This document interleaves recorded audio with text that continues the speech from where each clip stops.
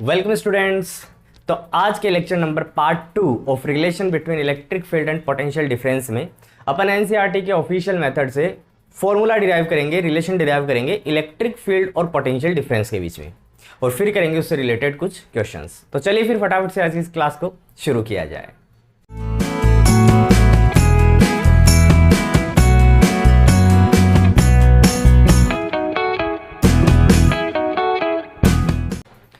तो students, previous lecture में अपन ने electric field and potential difference में रिलेशन डिराइव कर लिया था।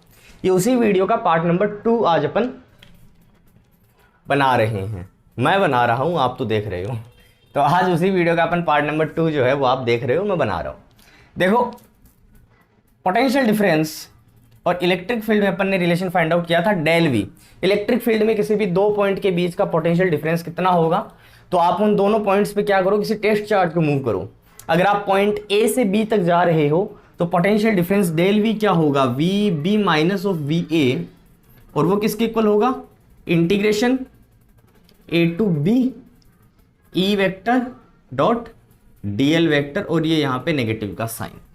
ये रिलेशन अपन ने बच्चों इलेक्ट्रिक पोटेंशियल डिफरेंस और इलेक्ट्रिक फील्ड में डिराइव कर लिया था, ठीक है। और इसी का एक स्पेशल केस अपन ने बनाया था कि अगर ई वेक्टर और डीएल वेक्टर में क्या हो, ये डिस्प्लेसमेंट वेक्टर था ए, जो आप ए से बी जा रहे हो तो कितना डिस्प्लेसमेंट आपने कवर किया है, और ई वेक्टर और डीएल वेक्टर में अगर एंगल कितना हो जाए आपका 0 डिग्री हो जाए तो कोस 0 क्या हो जाएगा 1, और ई बाहर आ जाएगा, इंटीग्रेशन ए टू डीएल क्या हो जाएगा, D V is equal to minus of E बाहर आ गया ए टू बी डीएल।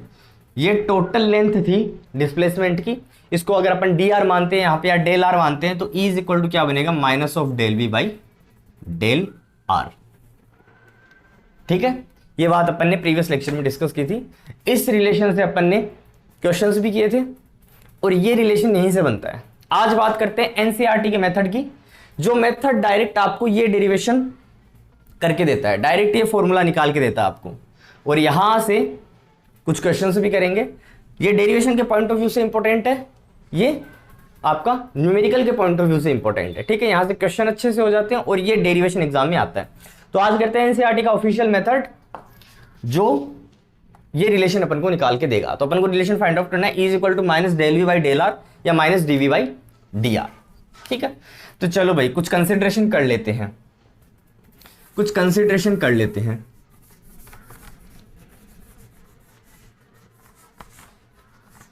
ये मान लो कि इलेक्ट्रिक फील्ड है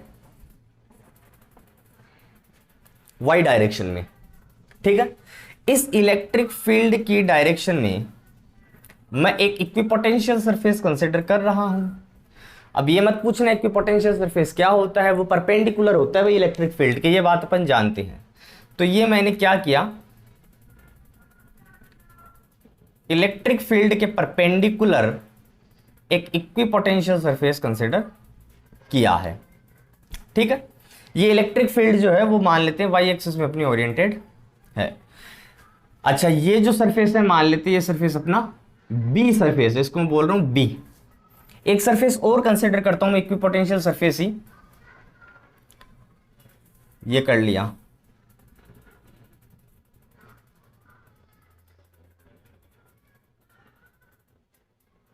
ये क्योंकि पोटेंशियल सरफेस और कंसीडर कर लिया है, इसको बोल दिया अपन ने ए। ये इलेक्ट्रिक फील्ड, इसमें दो इक्विपोटेंशियल सरफेस अपन ने ऐसे कंसीडर कर रखे हैं 3 डायमेंशन में ये, ठीक है। जो ए पे पोटेंशियल है बच्चों वो कितना है, वी ए, और वो कितना है मान लेते हैं वी है अपना, और जो बी पे पोटेंशियल होगा वो कितना होगा, वी बी। और ऑब्वियसली बात, इन the direction of electric field potential क्या होता है, डिक्रीज होता है। डिक्रीजिंग इलेक्ट्रिक फील्ड है, इधर कोई सोर्स चार्ज रखा हुआ है पॉजिटिव, उससे दूर जाने पे इलेक्ट्रिक फील्ड डिक्रीज हो रही है, पोटेंशियल भी डिक्रीज हो रहा है। तो मान लेते हैं ये कितना होगा, वी माइनस डी वी। यहां वी था और थोड़ी सी डिस्टेंस डी आर पे, ये क्या लिया है, इन दोनों इक्विपोटेंशियल सरफेस के बीच का डिस्टेंस लिया अपन ने। तो इन दोनों सरफेस का जो डिस्टेंस है वो डी आर है, सेपरेशन। यहां potential V equal to V है, यहां potential V B is equal to V minus D V है, ठीक। ये सिंपल सा कंसिडरेशन किया। अब देखो मैं क्या बोल रहा हूं, मैं ये करता हूं कि यहां सरफेस बी से किसी टेस्ट चार्ज क्यू नोट को कैरी कर रहा हूं सरफेस ए तक। समझना बात को, मैं क्या बोल रहा हूँ कि इस सरफेस बी से, ये सरफेस बी है अपना, इस सरफेस बी पे यहाँ पे कोई टेस्ट चार्ज क्यू नोट रखा हुआ है, उसको मैं कैरी कर रहा हूँ सरफेस ए तक, यहां से यहां लेके आ रहा हूं, ये बी रखा हुआ, ये ए रखा हुआ, मैं इसको बी से ए लेके आ रहा हूं, और इलेक्ट्रिक फील्ड क्या है, ए से बी है। ठीक है भाई, तो मुझे कुछ ना कुछ वर्क डन करना पड़ेगा against the electric field, work तो करना ही पड़ेगा। तो वो वर्क डन कितना होगा, पहले वर्क डन निकालेंगे और वही काम करेंगे। वर्क डन से क्या होगा, पोटेंशियल डिफरेंस फाइंड आउट हो जाएगा, ए और बी का कितना है। ए पे हर जगह पोटेंशियल सेम होगा, बी पे सेम होगा, बट इनके बीच में डिफरेंस तो होगा कुछ ना कुछ, यहाँ पे कम होगा, यहाँ पे ज्यादा होगा पोटेंशियल, तो इनका डिफरेंस बनेगा। तो मैं पोटेंशियल डिफरेंस फाइंड आउट करना चाहता हूं। तो देखो वर्क डन कितना होगा, तो पहले मैं बोलता हूं डेल डब्ल्यू।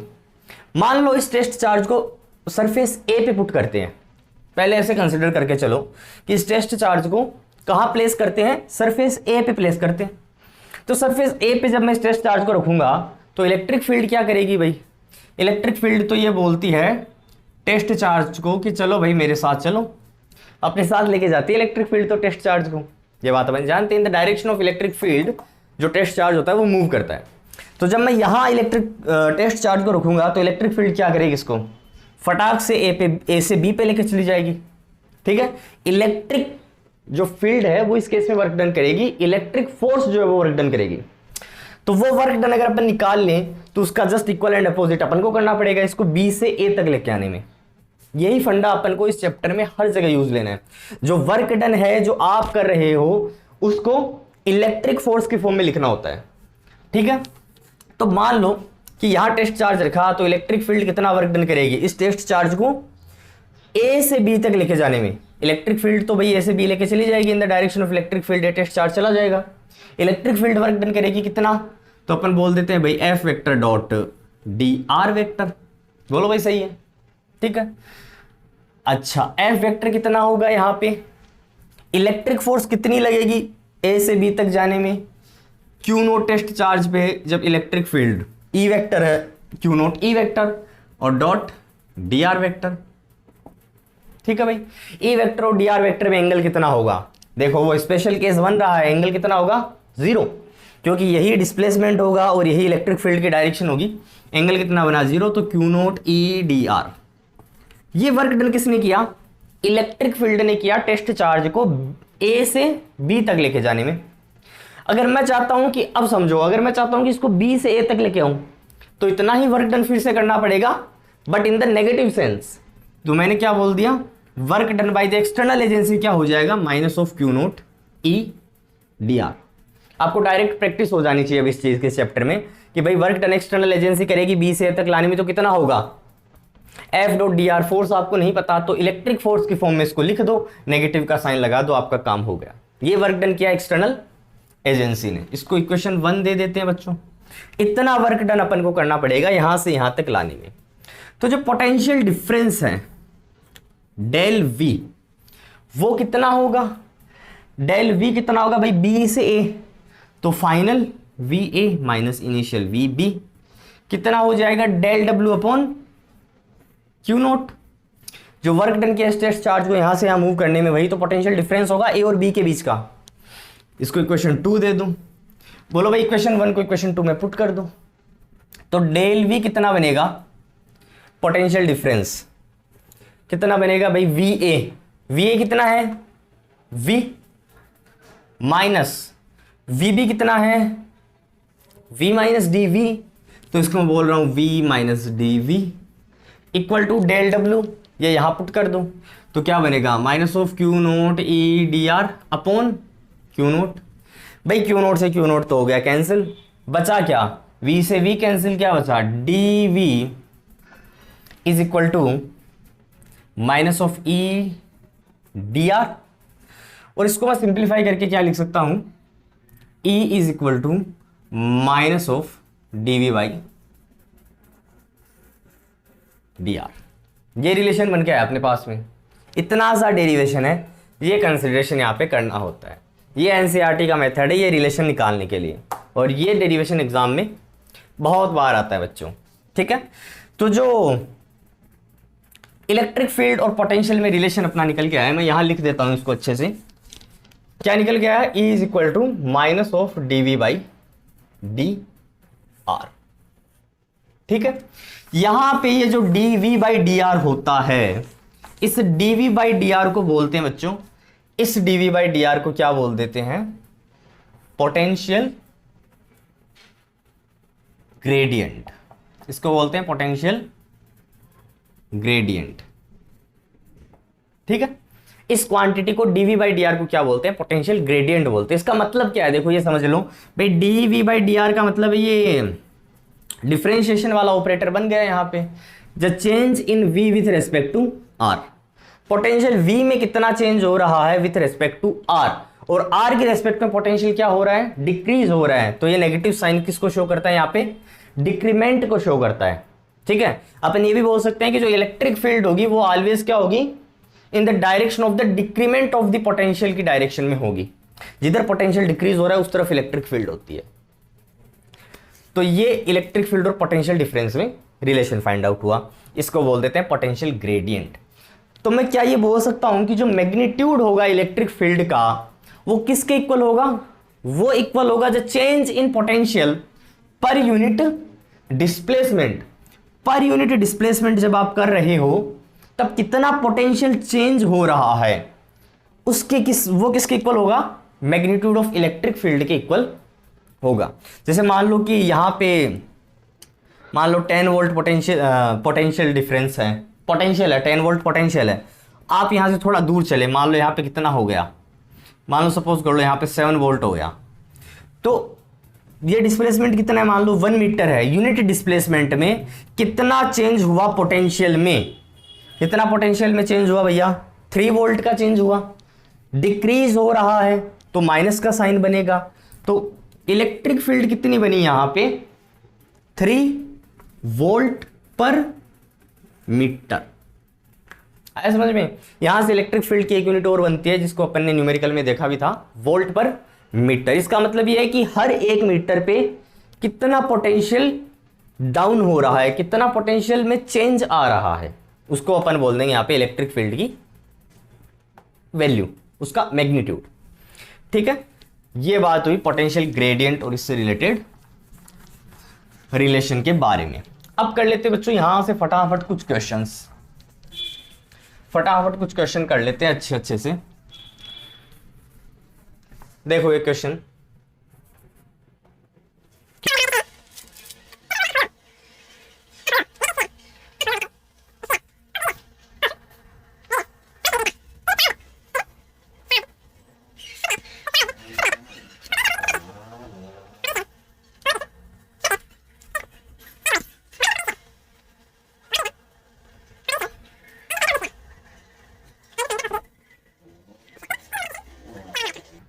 देखो क्वेश्चन क्या बोल रहे हैं।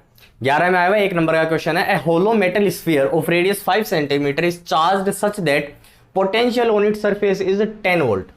किसी भी स्फीयर को चार्ज किया है जिसकी रेडियस आपको दे रखी है, कितनी है भैया? 5 सेंटीमीटर है, और उसको चार्ज करने पे फाइंड आउट हुआ कि उसके सरफेस पे जो पोटेंशियल है वो कितना है? हर जगह 10 वोल्ट है। इक्विपोटेंशियल सरफेस होता है भाई स्फीयर। ठीक है, what is the potential at the centre of the sphere? तो इस स्फीयर के सेंटर पे कितना पोटेंशियल होगा?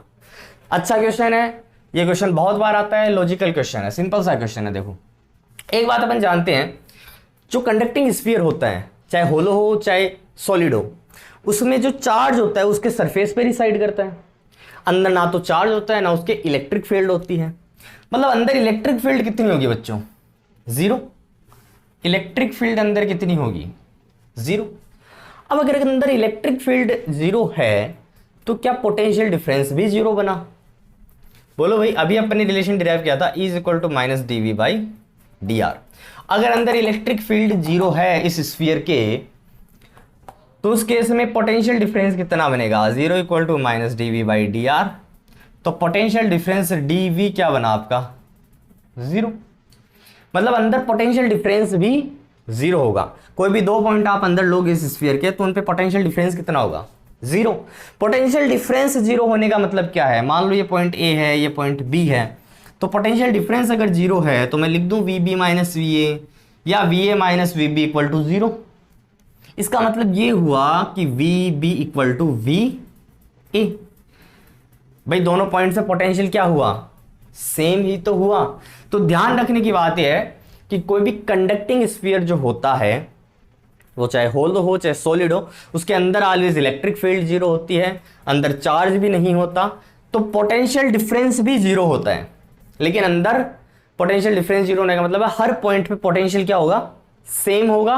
और वो किसके इक्वल होगा, वो उसी के इक्वल होगा जो उसके सरफेस पे है।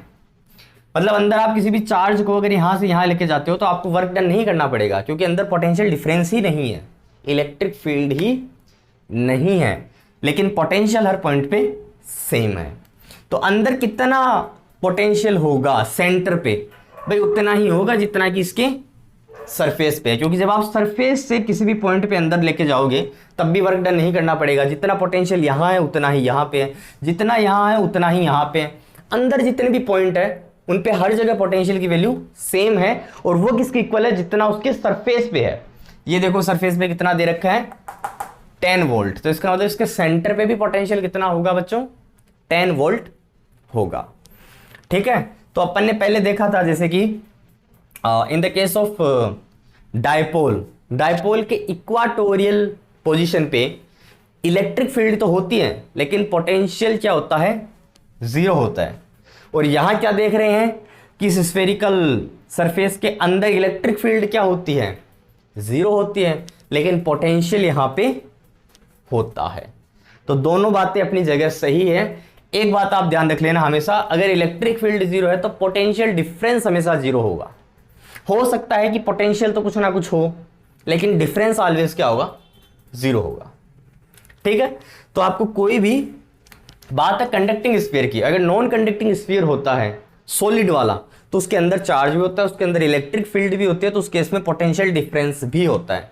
But in the case of conducting sphere, चाहे वो होलो हो चाहे वो सॉलिड हो, अंदर इलेक्ट्रिक फील्ड जीरो तो पोटेंशियल डिफरेंस जीरो, तो पोटेंशियल का मतलब हर पॉइंट पे सेम, और वो किसके इक्वल, जितना उसके सरफेस पे है। तो चाहे आपको सेंटर पे पूछे या अंदर कहीं पे भी पूछे, भाई उतना ही होगा जितना उसके सरफेस पे है। ध्यान रखना ये बात। इस क्वेश्चन में एक चीज और ऐड कर सकता है कि अगर आप कंडक्टिंग स्फीयर को नॉन कंडक्टिंग से रिप्लेस कर दें, सॉलिड से, तो क्या उस केस में आपका आंसर चेंज होगा, भाई बिल्कुल चेंज होगा, क्योंकि उस केस में इलेक्ट्रिक फील्ड अंदर जीरो नहीं रहेगी ना, अंदर चार्ज भी होगा, अंदर इलेक्ट्रिक फील्ड भी होगी, तो पोटेंशियल डिफरेंस भी होगा। ठीक है, एक क्वेश्चन और देखते हैं, देखो अच्छा सा।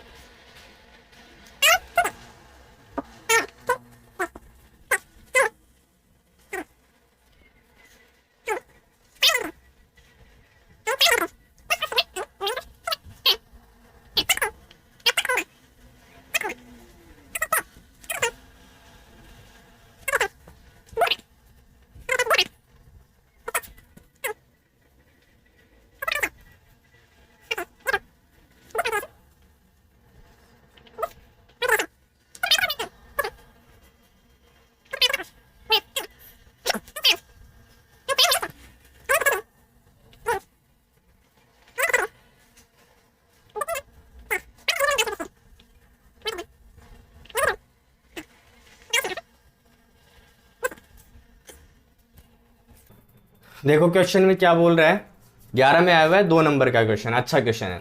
To uniformly charged parallel thin plates having charge densities plus of sigma and minus of sigma are kept in the XZ plane, are kept in the XZ plane at a distance d apart. दो thin parallel plates है जिनको XZ plane में रखा है, उन पे इतनी इतनी सरफेस चार्ज डेंसिटीज है, d अपार्ट रखा है।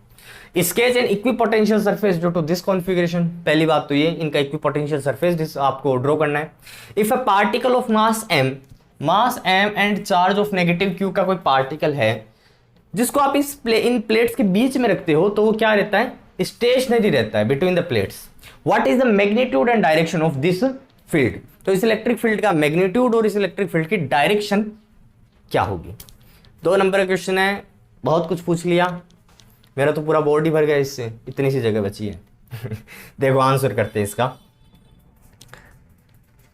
क्या बोल रहा है सबसे पहले देखिए, इक्विपोटेंशियल सरफेस फाइंड आउट करना है इस कॉन्फ़िगरेशन की वजह से।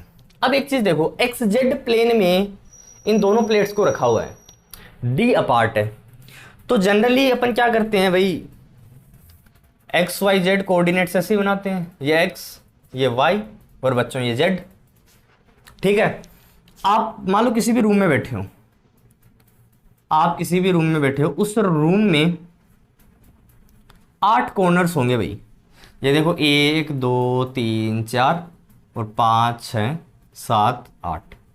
किसी भी कॉर्नर को पकड़ो, उस कॉर्नर पे आपको 3 लाइन मिलती हुई दिखेगी, एक ये और एक ये वाली जो लाइन है वो एक्स एक्सिस है, ये वाली जो लाइन है वो वाई एक्सिस है, जो बाहर आ रही है वो जेड एक्सिस है।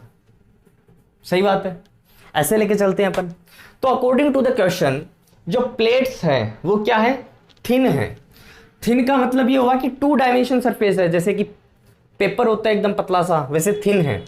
उनको कहाँ रखा है, एक्स जेड प्लेन में रखा है। अब बताओ एक्स जेड प्लेन कौन सा हुआ, एक्स जेड प्लेन तो देखो यही हुआ, जो फ्लोर है जो फर्श है वो एक्स जेड प्लेन हुआ, ये वाला एक्स जेड प्लेन। इस एक्स जेड प्लेन में इन प्लेट्स को रखा हुआ है। अब एक्स जेड प्लेन ये मान लो ये फ्लोर हो गया, इन पे आप जब 2 प्लेट्स को रखोगे, मान लो 2 पेपर आप रखते हो, तो ऐसे तो रख नहीं सकते। अगर आपने ऐसे रख दिया तो फिर तो एक्स और जेड के साथ में वाई भी हो गया, समझ रहे हो, या एक्स वाई हो गया, जेड नहीं हुआ ना इसमें क्योंकि इसकी थिकनेस नहीं है। तो आपको ऐसे रखना है इनको, एक्स जेड प्लेन में ऐसे रख दिया, फ्लोर पे 2 पेपर ऐसे रख दिया आपने, एक्स जेड प्लेन में रख दिया। थिन प्लेट्स है, 2 डायमेंशन सरफेस है, तो आपको इनको सेट करना है किसमें, प्लेन में। तो 2 डायमेंशन को 2 डायमेंशन में सेट कर सकते हो, 3 डायमेंशन को 2 डायमेंशन में सेट नहीं कर सकते, जो कि वाई एक्स वाई जेड तीनों एक्सिस काम में आएगी फिर तो यहां आप एक्स जेड प्लेन पे रखते हो। चलो भैया आपने रख दिया, तो एक्स जेड प्लेन पे जब आपने मान लो चार्ज प्लेट्स को रख दिया, ठीक है, कोई दिक्कत नहीं है, उनके बीच में इक्विपोटेंशियल सरफेस भी फाइंड आउट कर लोगे। ये मान लो आपने यहाँ पे प्लस ऑफ सिग्मा वाली प्लेट रख दी, यहाँ पे मान लो आपने माइनस ऑफ सिग्मा वाली प्लेट रख दी, ऐसे रख दी, इनके बीच में इक्विपोटेंशियल सरफेस भी ड्रॉ कर दोगे। चलो बट आगे देखो क्वेश्चन में क्या बोल रहे हैं, if an equipotential if a particle of mass m और चार्ज नेगेटिव q का अगर पार्टिकल जब आप इसके बीच में रखोगे तो वो स्टेशनरी रहना चाहिए बिटवीन द प्लेट्स। अब सपोज करो आपने फ्लोर पे ऐसे 2 पेपर रख रखे हैं, आप बीच में कोई पार्टिकल रखते हो नेगेटिव चार्ज q का, मान लो यहाँ पॉजिटिव प्लेट है यहाँ नेगेटिव प्लेट है, तो इलेक्ट्रिक फील्ड क्या होगी, पॉजिटिव से नेगेटिव, ये पॉजिटिव से नेगेटिव, और बीच में आपने कोई नेगेटिव q चार्ज रखा, तो नेगेटिव q चार्ज किधर जाएगा, ये रिपेल करेगा, अट्रैक्ट करेगा, negative direction, opposite direction of the electric field, ऐसे गया ये। मतलब जो टेस्ट चार्ज है, you have to assume test charge इधर से इधर आएगा, ये 2 पेपर रखे, 2 प्लेट रखी फ्लोर पे, इधर पॉजिटिव से नेगेटिव इलेक्ट्रिक फील्ड, बीच में टेस्ट चार्ज रखा, वो टेस्ट चार्ज किधर भागेगा, पॉजिटिव प्लेट की तरफ। वो क्या रहना चाहिए, स्टेशनरी रहना चाहिए। तो अगर ये चार्ज यहाँ पे जो रखा है वो इसकी तरफ भाग रहे हैं, तो आपको एक दूसरी फोर्स इस डायरेक्शन में अप्लाई करनी पड़ेगी, तभी तो वो अपनी जगह पे स्टेशनरी रहेगा। ठीक है, इस टाइप की फोर्स क्वेश्चन में कुछ भी नहीं दे रखी, क्वेश्चन में आपको एक हिंट दे रखा है मास m, उस पार्टिकल का मास m है, तो आपको एक बात समझनी पड़ेगी कि मास से रिलेटेड कौन सी फोर्स अपन यूज में ले सकते हैं। तो मास से रिलेटेड जो फोर्स होगी वो होगी, थोड़ा से दिमाग के घोड़े दौड़ाने पे पता चल जाएगा, gravitational weight W equal to mg। अब वो तो तभी पॉसिबल है ना जब आप उसको कहाँ रखो, एक्स वाई प्लेन में रखो बच्चों, तभी पॉसिबल होगा, या मान लो वाई जेड प्लेन में रखो। अगर आपने फ्लोर पे, जमीन के फ्लोर पे प्लेट्स रख दी तो, और उनके बीच में चार्ज रख दिया, तो फिर वो चार्ज जो है वो तो इधर उधर भागेगा, इलेक्ट्रिक फील्ड के अपोजिट डायरेक्शन में भागेगा। ठीक है, ग्रेविटेशन फोर्स तो ऑलवेज डाउनवर्ड एक्ट करती है। तो आपको ये कोऑर्डिनेट सिस्टम यहाँ पे थोड़ा सा चेंज करना पड़ेगा, ये समझाने की कोशिश कर रहा हूं मैं। ये आपको जो कोऑर्डिनेट सिस्टम है इसको थोड़ा सा चेंज करना पड़ेगा। चेंज कैसे करोगे भैया, ये एक्स होता है, वाई होता है, जेड होता है, इसको थोड़ा सा रोटेट कर दो, तो एक्स चला जाएगा ऊपर, समझ रहे हो, ये वाई आ जाएगा यहां और जेड चला जाएगा यहां पे। आप इसको ऐसे ड्रॉ करो, ये एक्स जेड प्लेन हुआ, ये जो बोर्ड है ये आपका एक्स जेड प्लेन बन गया। इस बोर्ड पे मैंने ऐसे 2 पेपर चिपका दिए, 2 प्लेट्स रख दी। अब ठीक है भाई, अब ये प्लेट्स ऐसी रखी हुई, अगर इनके बीच में अपन कहीं पे चार्ज रखेंगे तो उस चार्ज के वेट की वजह से वो नीचे जाएगा, और जो इलेक्ट्रिक फील्ड इस टाइप से बनानी है आपको कि उस चार्ज को ऊपर की ओर फेंके, तो दोनों फोर्सेस क्या हो आपकी बैलेंस आउट हो जाए और वो स्टेशनरी बना रहे हैं। समझ रहे हो? ये एक्स प्लेन है, इस एक्स प्लेन में मान लो यहां पे मैंने ये पॉजिटिव चार्ज प्लेट रख दी, पॉजिटिव सिग्मा, ये मान लो यहां पे एक नेगेटिव चार्ज प्लेट रख दी अपन ने, नेगेटिव ऑफ सिग्मा। ठीक है, ये positive of sigma negative of sigma रख दी एक्स जेड प्लेन में। अब पहली बात तो इसका इक्विपोटेंशियल सरफेस निकालना है। ये कितने डिस्टेंस पे है? ये डी डिस्टेंस पे सेपरेटेड है।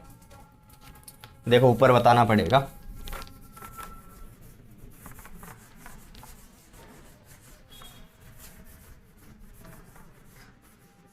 ये डी डिस्टेंस पे सेपरेटेड है। पहली बात तो आपको इसका इक्विपोटेंशियल सरफेस ड्रॉ करना है।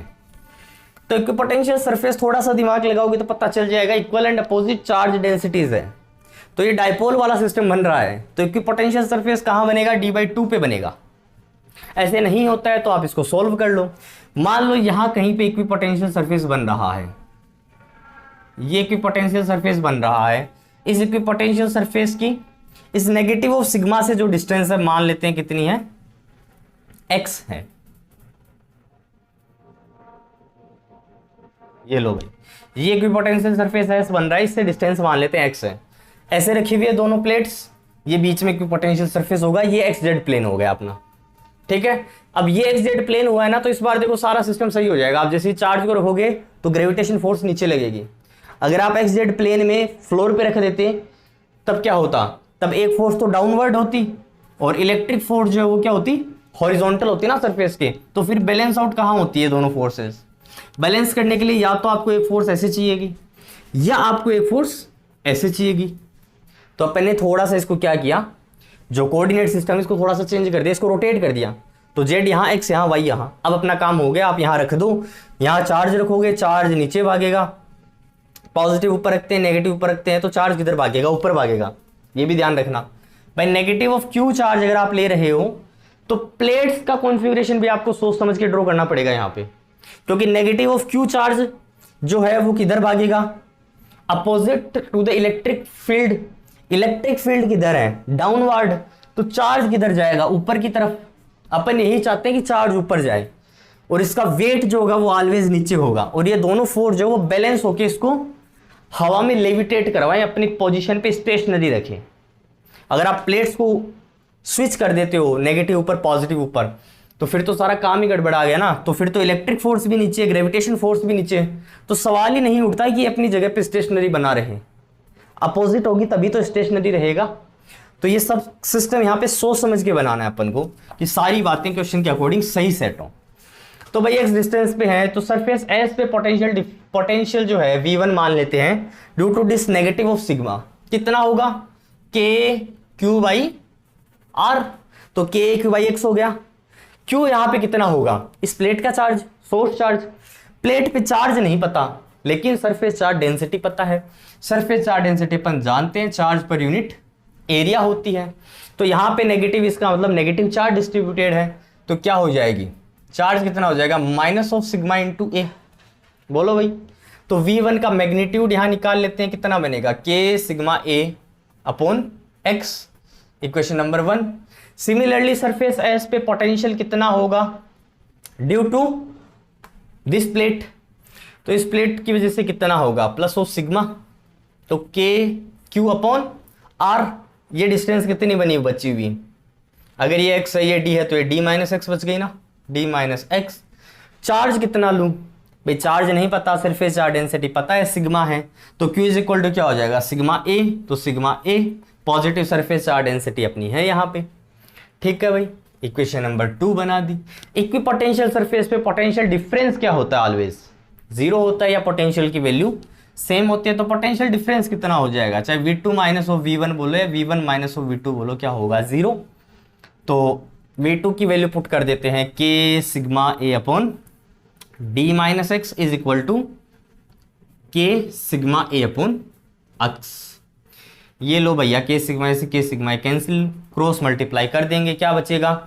x is equal to D minus X. This implies 2x is equal to D, so x is equal to D by 2। Equipotential surface कहां होगा, d/2 डिस्टेंस पे होगा, यहां से दोनों प्लेट्स के जस्ट बीच में, क्योंकि इक्वल एंड अपोजिट चार्जेस ही तो हैं। डाइपोल वाला सिस्टम सेट हो रहा है यहाँ पे भी थोड़ा, तो यहाँ पे d/2 पे आपको क्या मिलेगा, इक्विपोटेंशियल सरफेस मिलेगा। अब बात करते हैं क्वेश्चन में आगे क्या पूछ रहा था।